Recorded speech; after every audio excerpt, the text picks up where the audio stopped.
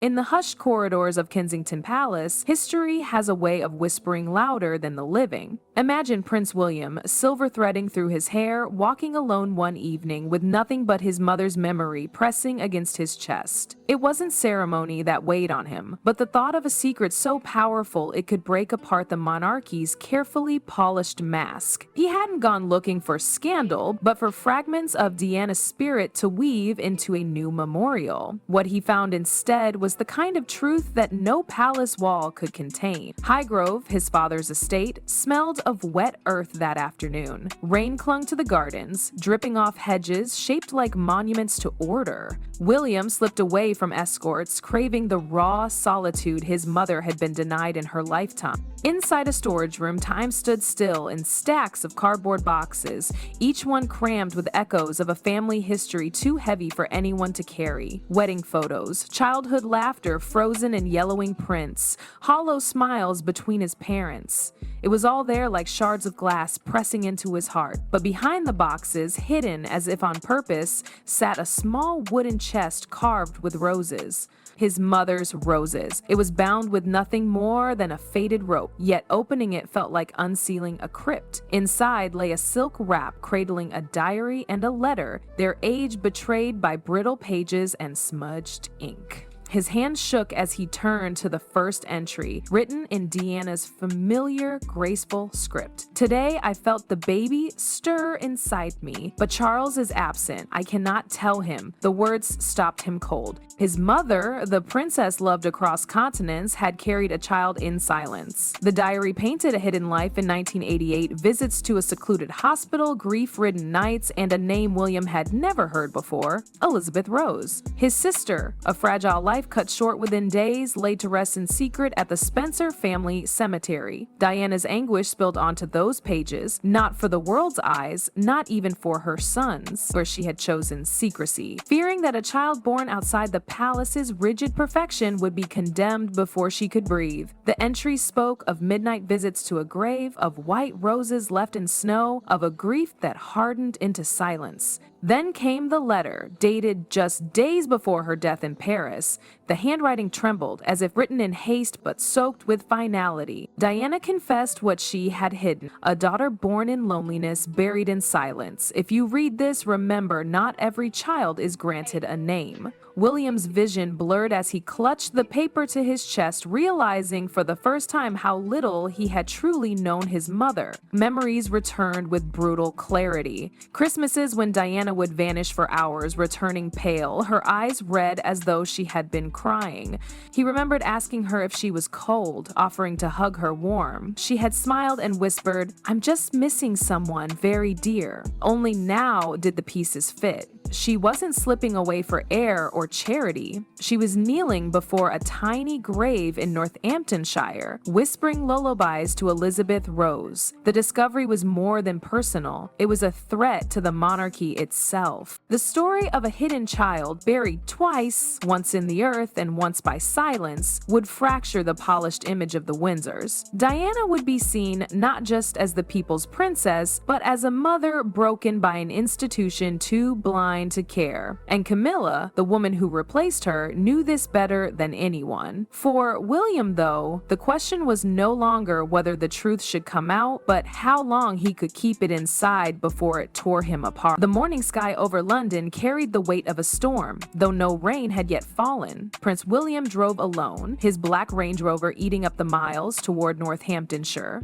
In his coat pocket rested the fragile letter he had unearthed, its words echoing louder than any voice in his memory. Each turn of the road pulled him closer to a truth buried beneath the soil of his mother's ancestral home. He gripped the wheel tightly, his chest heavy with anticipation and dread. At last the gates of Althorpe opened, and William entered the grounds where generations of the Spencer family lay in eternal silence. The cemetery was tucked away from the grandeur of the estate, hidden by towering oaks and an air of sacred seclusion. He stepped out onto the damp earth, his shoes sinking into the grass, still wet from the night's dew. William pushed through a tangle of shrubs until his eyes fell upon a modest slab of stone, weather-worn and gray, nearly swallowed by weeds. The inscription was faint but unmistakable. E rose forever in mother's heart. His knees gave way and he sank to the ground. The fingers trembling, he traced the letters carved into the stone. It felt unreal, like stumbling upon a phantom from another lifetime. He pulled the letter from his pocket and read the line aloud through a cracking voice. "I buried her at the Spencer Cemetery, unknown to anyone." Tears spilled as he pressed his forehead to the cold stone, whispering, "Sister Elizabeth Rose, I should have known you." His cries carried across the silent grounds, a raw release of grief that had waited decades. Birds startled from the trees above, scattering like fragments of the truth finally breaking free. The journey back to London was a blur. When William arrived at Buckingham Palace, he demanded an audience with his father. In the king's private chamber, dimly lit by the glow of a single lamp, William laid the letter and photographs of the grave across the table. Charles, weary and older than his years, picked up the fragile paper. His face drained of color as his eyes scanned Diana's words. Elizabeth Rose was born in silence and returned in silence. His lips trembled as he muttered, "I never knew William. I felt her sorrow, but I chose not to ask." William's voice shook with fury. "You were her husband. She gave birth alone while you turned away. You buried your head while she buried our sister." The weight of accusation filled the room, pressing against both men. Charles moved to the window, his back to his son, staring into the dark gardens. "I was afraid," he admitted quietly. "Our marriage was broken. I thought silence would preserve what little remained. I regret it all." His voice cracked, and for a moment he was not the king, but simply a man drowning in remorse. William, however, could not let go. "She was denied her voice, her child denied a name that ends with me." His tone carried no hesitation. He left the chamber with his resolve hardened, the truth burning like fire in his hands. Elsewhere in the palace, Camilla received whispers of William's discovery. A trusted aide relayed the details: the wooden box at Highgrove, the letter, the grave. Camilla's composure, usually unbreakable, flickered with unease. She understood at once what this revelation meant. Diana's sainthood would grow untouchable, while she would be painted as the cruel usurper. Gathering a select circle of loyalists in a hidden chamber, she laid out a plan like a general preparing for war. Her voice was sharp,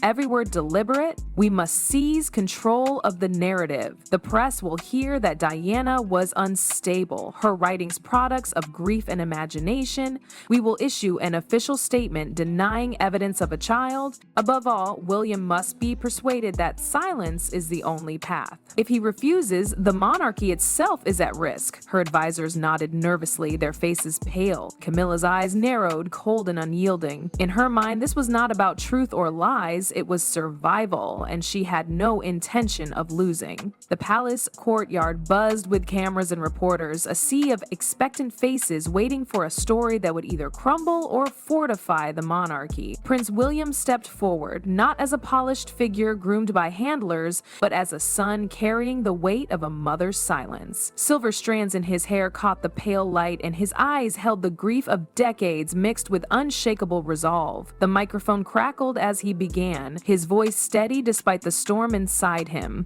"I speak today not as an heir to the throne, but as a child who deserves the truth. My mother, Diana, bore her suffering quietly. She also bore a daughter, my sister, who was buried without a name. Today, I name her." Behind him, a massive screen displayed Diana's handwritten letter, its faded ink magnified for the world to see. Gasps rippled through the crowd. Reporters exchanged stunned looks, cameras clicked with furious urgency. The words were undeniable. Dia's own confession of Elizabeth Rose, a child who lived briefly and was hidden forever. William's voice trembled but grew stronger as he continued. "Her name was Elizabeth Rose. She was loved. She is part of our family's story, and no longer will she remain erased." A hush fell before Mrs. Mildred, the retired caretaker of the Spencer Cemetery, took the stage. Her hands shook as she gripped the microphone, her voice raw with memory. "I saw her that night in 1988, she recalled. The princess came alone, cradling her baby in the cold. She dug into the frozen ground with her own hands, whispering a lullaby. Rest now, my daughter, though the world will never know you. I kept her secret all these years, but today my conscience demands truth." The courtyard froze in silence, as the old woman's testimony struck harder than any rumor ever could. Then the photograph appeared on the screen. A weathered stone bearing the words, "Eros forever in mother's heart." The world collectively drew breath, as though witnessing history fracture before their eyes. For a moment, even the most hardened journalists lowered their cameras, overcome by the raw humanity of it all.